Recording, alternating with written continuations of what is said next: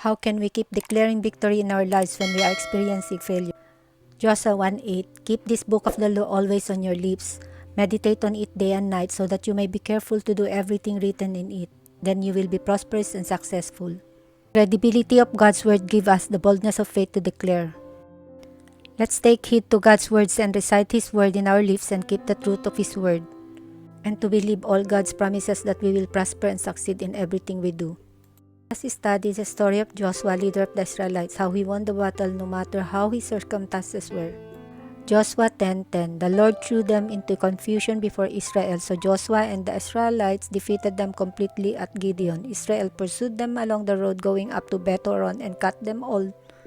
Joshua 10:11. As they fled before Israel on the road down from Beth-horon to Azekah, the Lord hurled large hailstones down on them, and more of them died from the hail than were killed by the swords of the Israelites.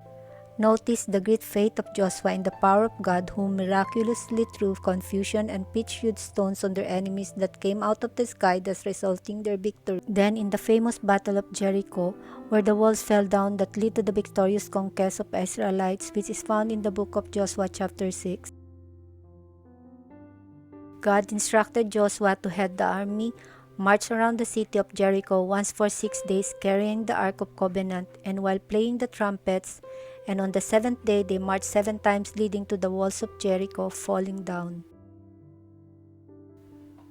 The Israelite army racing quickly, conquering the city of Jericho, as God promised that He will be with them every step of the way. No matter how unusual God's command is, Joshua followed God and won the battle. The same is true for us today. Have that strong faith even when we don't understand God's way. See how God fight the battle for Israel. It is the capacity of God's power that gives Joshua the audacity of faith to believe that God will fight their battles. God will fight for you if you believe and have that faith in the capability of God's power to the impossible situations in your life.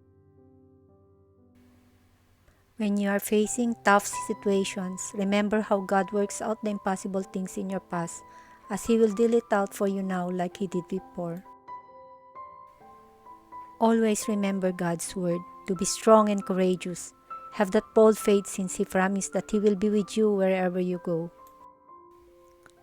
We can have the boldness of faith to believe because of the certainty of God's covenant that He is listening to us when we pray and ask Him for help. God is listening and He will fight for you against your battles in life.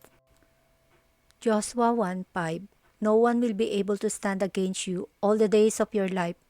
As I was with Moses, so I will be with you. I will never leave you nor forsake you.